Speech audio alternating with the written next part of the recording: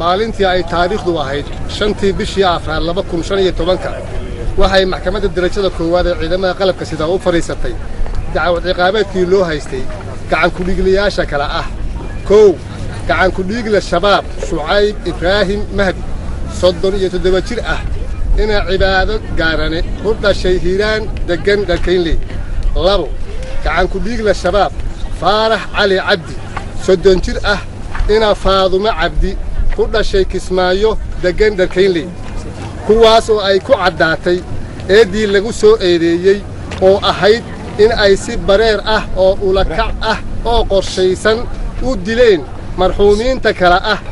kow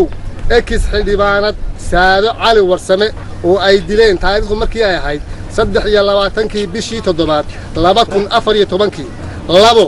ekis xildhibaan Maxamed Maxamuud Xayd oo ay dileen taariikhdu markii ay ahayd 3 bishii 7 2014 saddex ekis xildhibaan Aadan Maxamed Cali Sheekh Aadan Madeer oo ay dileen taariikhdu markii ay ahayd 9 bishii 8 2014 afar marxuum Axmed Odawaa Baalle oo ka tirsanaa ciidanka hay'adda sirdoonka qaranka oo ay dileen taariikhdu markii ay ahayd 14 bishii 7 2014 shan marxuum Maxamed Axmed Maxamed Qaanuuni oo ka tirsanaa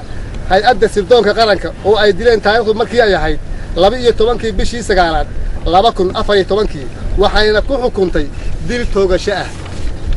taariikhdu markii ay ahayd 14 bishii afraad 2015 waxaa xukunka maxkamadda racfaan ka qaatay xukunsanayaasha maalintii taariikhdu ahayd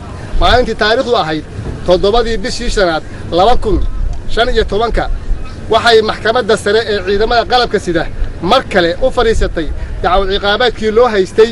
gacan ku dhiiglayaasha waxayna ku xukuntay dil toogasho ah maanta oo ay taariikhdu tahay 13 bishii 5 2015 waxaa lagu fuliyay xukunkii toogashada dilka ahaa wabillahi tawfiiq